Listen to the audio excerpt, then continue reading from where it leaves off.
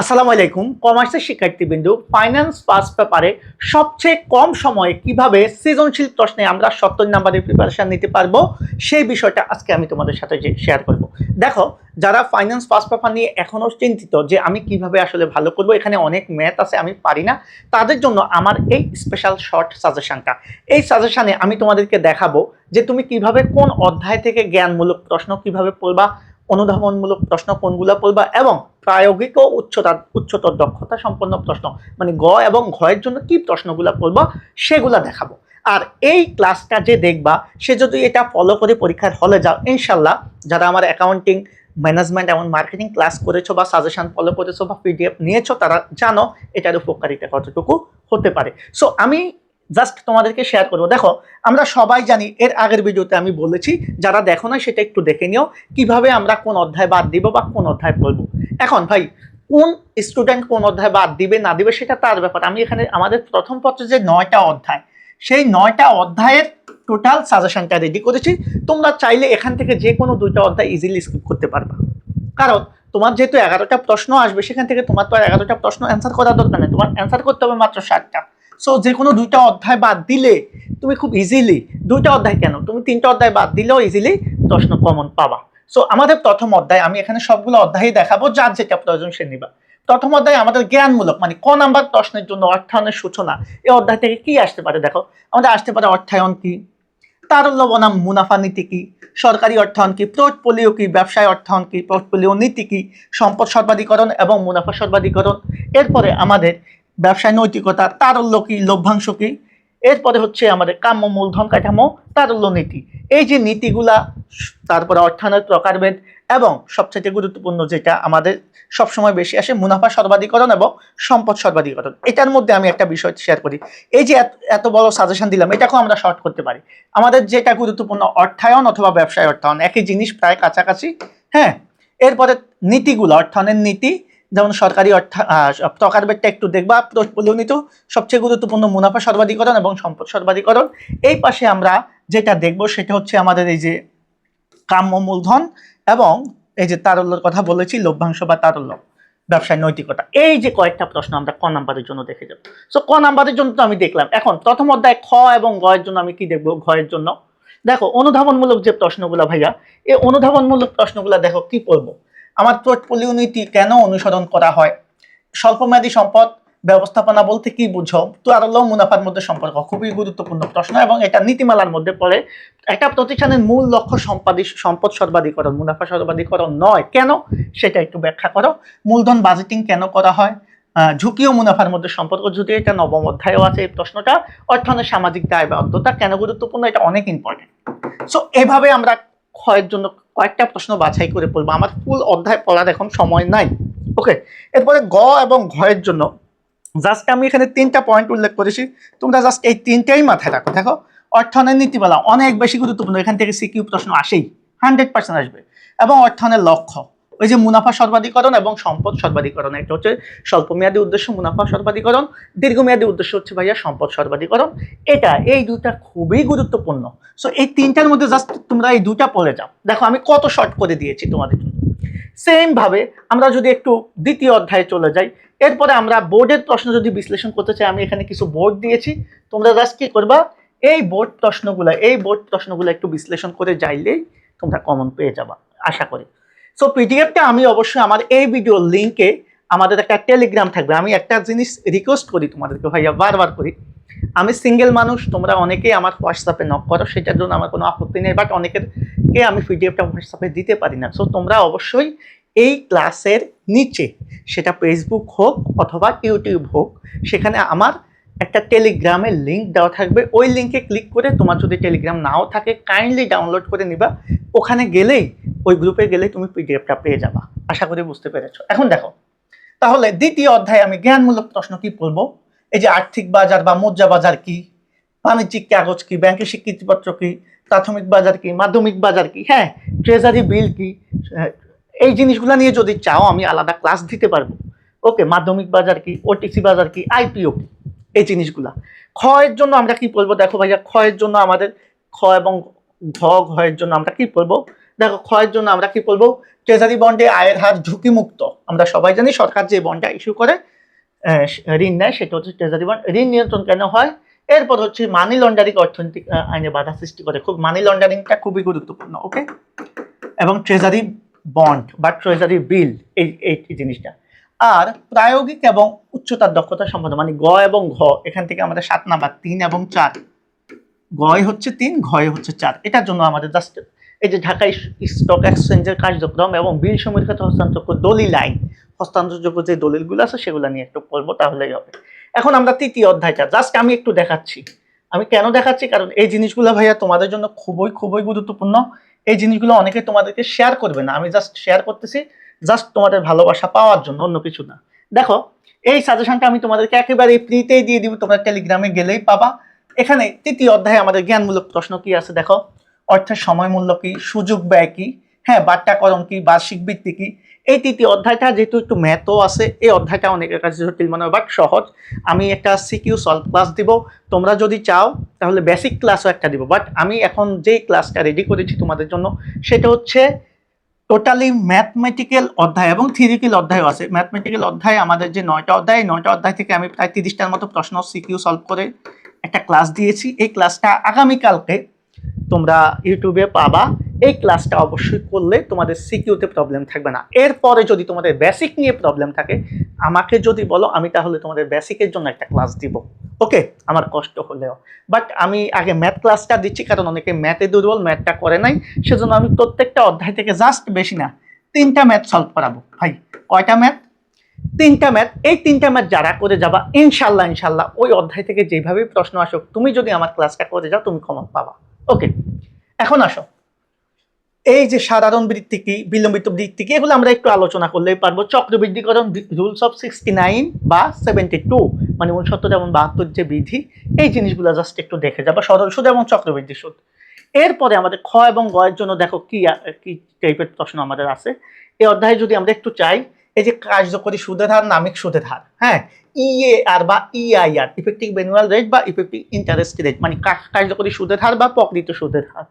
এরপরে আমি যেটা বলছি রুলস অফ 72 আর 69।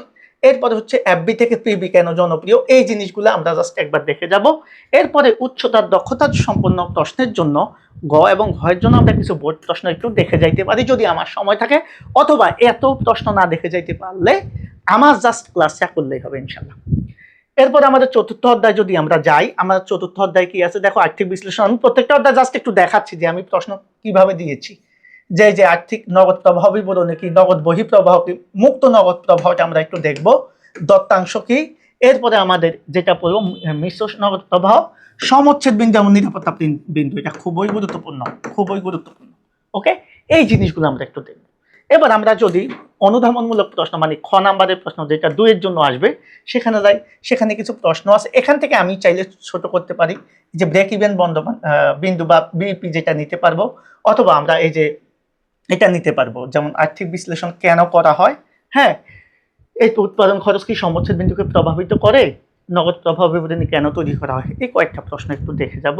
গ এবং গ এর জন্য আমরা জাস্ট কি কিছু এই অধ্যায়গুলো যেহেতু ম্যাথমেটিক্যাল টার্মগুলো আসবে, যেমন সমচ্ছেদ বিন্দুর একক এবং টাকার পরিমাণ, ভেরি ভেরি ইম্পর্টেন্ট, খুবই গুরুত্বপূর্ণ। কোম্পানি এত টাকা মুনাফা অর্জন করতে চাইলে কত টাকা বিক্রয় করতে হবে, এরপরে মুনাফা নির্ণয় এবং এত খরচ বৃদ্ধি করলে আমাদের মুনাফার উপর কি পরিবর্তন হবে, এই টাইপের একটা ম্যাথ আসতে পারে। এগুলো কিন্তু ম্যাথমেটিক্যাল অধ্যায়, কারণ আমাদের প্রথম 2টা অধ্যায়ের পরে ম্যাথ শুরু, এরপরে পঞ্চম অধ্যায় স্বল্প মধ্যমেয়াদী অর্থায়ন। আমাদের এই অধ্যায়ের মধ্যে আমাদের গুরুত্বপূর্ণ যেটা সেটা হচ্ছে দেখো আমাদের এই যে স্বল্পমেয়াদী অর্থায়ন বা মধ্যমেয়াদী অর্থায়ন কি, এরপরে চলতি মূলধন কি, ঘূর্ণায়মান ঋণ কি, খুব বেশি ইম্পর্টেন্ট ঘূর্ণায়মান ঋণটা। এরপরে মিতব্যয়ী ফরমায়েশ খুব বেশি গুরুত্বপূর্ণ। আমি বেশি গুরুত্বপূর্ণ যেটা স্থায়ী মূলধন, এরপরে হচ্ছে ঋণ শর্ত, ওকে, বা স্বতঃস্ফূর্ত অর্থায়ন। এই যেগুলা দাগ দিয়েছি এগুলা বেশি গুরুত্বপূর্ণ, বাট আমি যেগুলা দিয়েছি চেষ্টা করবো সবগুলাই দেখে যাওয়ার জন্য। এবার আমরা যদি একটু পরের প্রশ্নটাতে যাই, পরের প্রশ্নটাতে একটু গেলে আমরা দেখবো, দেখো অনুধাবনমূলক প্রশ্নে কি আছে। অনুধাবনমূলক প্রশ্নে দেখো ভাইয়া এখানে আছে হচ্ছে আমাদের এই যে স্বল্পমেয়াদী ঋণে কেন প্রয়োজনে ব্যবহার করা হয়, কোন প্রয়োজনে ব্যবহার করা হয়। এখানে সবচেয়ে বেশি গুরুত্বপূর্ণ হচ্ছে এই প্রশ্নটা, ব্যবসায় ঋণের খরচকে গ্রহণ করে, মজুত পণ্য ব্যবস্থাপনা এবং চলতি সম্পদ ব্যবস্থাপনা, এই তিনটা বেশি গুরুত্বপূর্ণ। আর এই পাশে আমরা ঋণ রেখা গণ্য বা ঋণ রেখার মধ্যে পার্থক্য ডিরেক্ট না আসলেও বিভিন্নভাবে ঘুরিয়ে আসে, আর বাণিজ্যিক কাগজ। আর এই দিকে আমাদের এই প্রশ্নগুলো আমরা একটু বেশি দেখে যাব। এবার আমাদের পরবর্তী যে বিষয়টা সেটা হচ্ছে আমাদের এই যে উচ্চতার দক্ষতার জন্য আমরা কি পড়বো, ওই যে আমাদের যে ম্যাথগুলো আছে, অর্থাৎ মিতব্যয়ী ফরমাইশের পরিমাণ খুব বেশি ইম্পর্টেন্ট। হ্যাঁ, মিতব্যয়ী ফরমাইশের পরিমাণ এবং আমাদের এই যে ব্যাংক ঋণের ব্যয় বা ব্যবসা ঋণের ব্যয়, এখান থেকে প্রশ্ন আসবে। এবার আমরা যদি ষষ্ঠ অধ্যায়ের দিকে যাই, দীর্ঘমেয়াদী অর্থায়ন, এই অধ্যায়টা তুলনামূলক সহজ। এই দীর্ঘমেয়াদী অর্থায়নের জন্য আমাদের জ্ঞানমূলক প্রশ্নে আমরা যেটা পাবো সবচেয়ে গুরুত্বপূর্ণ যেটা, সেটা হচ্ছে এই যে দীর্ঘমেয়াদী অর্থায়ন কি, এটা আমরা দেখব। জিরো কুপন বন্ড খুব বেশি গুরুত্বপূর্ণ। ওকে, জিরো কুপন বন্ডটা অনেক বেশি গুরুত্বপূর্ণ, অনেক। এটাকে আমি 3 স্টার দিলাম। এরপরে আমাদের এখানে যেটা আসবে সেটা হচ্ছে এই যে অগ্রাধিকার শেয়ার, এই পাশে বন্ড ইন্ডেঞ্জার, এর পাশে হচ্ছে ফুড বন্ড, এগুলা বন্ডের প্রকার মধ্যে। আর সবচেয়ে বেশি গুরুত্বপূর্ণ হচ্ছে ওয়াইটিএম, ওয়াইটিসি, এগুলা। ওকে, এরপরে আমাদের এই পাশে হচ্ছে জাঙ্ক বন্ড আর রূপান্তরযোগ্য বন্ড। মোটামুটি এই জিনিসগুলা পড়লে আমাদের মোটামুটি ইনশাল্লাহ হয়ে যাবে। আয় বন্ডটা একটু দেখে নিব। এগুলো হচ্ছে আমাদের জ্ঞানমূলক প্রশ্নের জন্য এই অধ্যায়ের। এখন আমরা এই অধ্যায়ের যদি অনুধাবনমূলক প্রশ্নগুলো দেখতে যাই তাহলে কি দেখবো, দেখো একটু খেয়াল করো। অগ্রাধিকার শেয়ারকে কেন হাইব্রিড শেয়ার বলা হয়? খুবই গুরুত্বপূর্ণ প্রশ্ন, খুবই গুরুত্বপূর্ণ। এবং জিরো কুপন বন্ড থেকে কিভাবে আয় হয়, এটা আমরা জানি অবহারে বিক্রি করে আয় হয়। এবং আমাদের এখানে এই যে কুপন হার, হ্যাঁ, আর এই যে এই প্রশ্নটা, বন্ডের বাজার মূল্য এবং অভিধ মূল্য সমান হয় কখন? বন্ডের বাজার মূল্য এবং ফেস ভ্যালু, মার্কেট ভ্যালু এবং ফেস ভ্যালু সমান হয়। বন্ডের আয়ের হার উপর বন্ডের উপর কি প্রভাব ফেলে, এগুলো। আর ঘ এবং ঘয়ের জন্য আমরা কিছু বোর্ড প্রশ্ন দেখে যাইতে পারবো, অথবা সময় কম থাকলে আমার ক্লাসে যে প্রশ্নগুলো সলভ করাবো সেগুলো দেখে যাবা। সপ্তম অধ্যায়ে যদি আমরা যাই সেম ওয়েতে, সপ্তম অধ্যায়ে আমরা কিছু প্রশ্ন পাবো। দেখো এই অধ্যায়ে আমাদের জ্ঞানমূলক প্রশ্ন কি আছে, মূলধন কাঠামো কি খুবই গুরুত্বপূর্ণ। এরপরে আমাদের উত্তোলন ব্যয়টা কি খুব গুরুত্বপূর্ণ। এরপরে আমরা হচ্ছে সামগ্রিক মূলধন ব্যয় কি, এটা গুরুত্বপূর্ণ। সুযোগ ব্যয় অনেক বেশি গুরুত্বপূর্ণ। আমি দেখো সংরক্ষিত আয়, কাম্য মূলধন কাঠামো, হ্যাঁ, এই জিনিসগুলো দেখো। আমি তো সাজেশন দিয়েছি, এই সাজেশনটাকে আবার শর্ট করে দিয়েছি, মানে শর্ট সাজেশনকে আরো শর্ট করে দিচ্ছি। কিন্তু তো তোমরা যারা, আমি আবারও বলি, সবগুলা দেখবা। যাদের একবারই সময় কম, আমি যেগুলাকে মার্ক করবো এগুলো অবশ্যই দেখবা। এবার আমাদের যে খ নাম্বার অনুধাবনমূলক প্রশ্নের মধ্যে আমরা কি দেখব, আমরা এখানে যেটা দেখব সেটা হচ্ছে এই যে ইকুইটি শেয়ার কি, মূলধন কি ব্যয়মুক্ত, ব্যাখ্যা করো।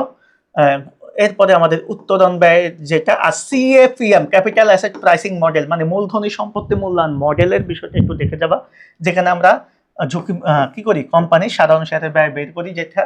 আর এখানে মূলধন কাঠামোর বিষয়টা তো আমরা দেখলাম, এই যে কর্পোরেট কর হার এবং ঋণ মূলধনের সম্পর্ক। আর সর্বশেষ হচ্ছে এটা দেখতে পারো। মোটামুটি এগুলা দেখলে এনাফ। এর পাশাপাশি আমাদের গ এবং গয়ের জন্য যেটা, সেটা আমি বলবো যে জাস্ট আমাদের গ মূলধন ব্যয়টা করলেই বাকি সব চলে আসবে।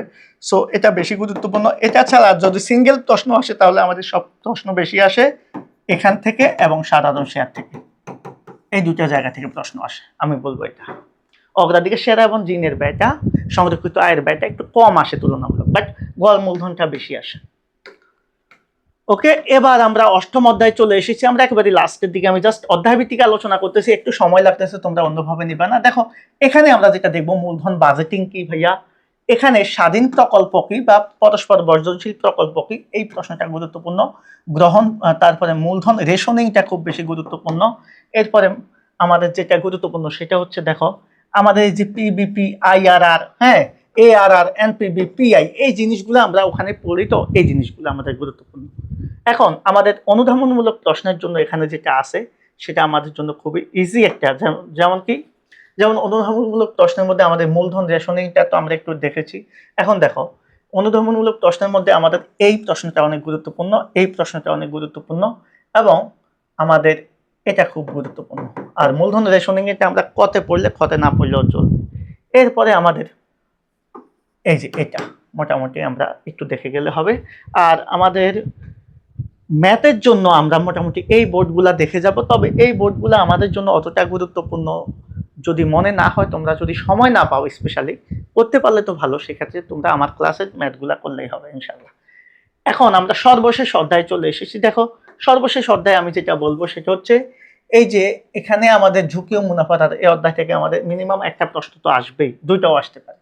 সেটা হচ্ছে এখানে আমাদের সবচেয়ে গুরুত্বপূর্ণ যেটা হচ্ছে সেটা হচ্ছে কোম্পানি ঝুঁকি, ব্যবসায় ঝুঁকি, আর তারপরে হচ্ছে পরিহারযোগ্য ঝুঁকি, পোর্টফোলিও, তারপরে হচ্ছে আমাদের এই পাশে হচ্ছে বাজার ঝুঁকি, এরপর হচ্ছে সম্ভাবনা, বিভেদাঙ্ক, এটা একটু বড়।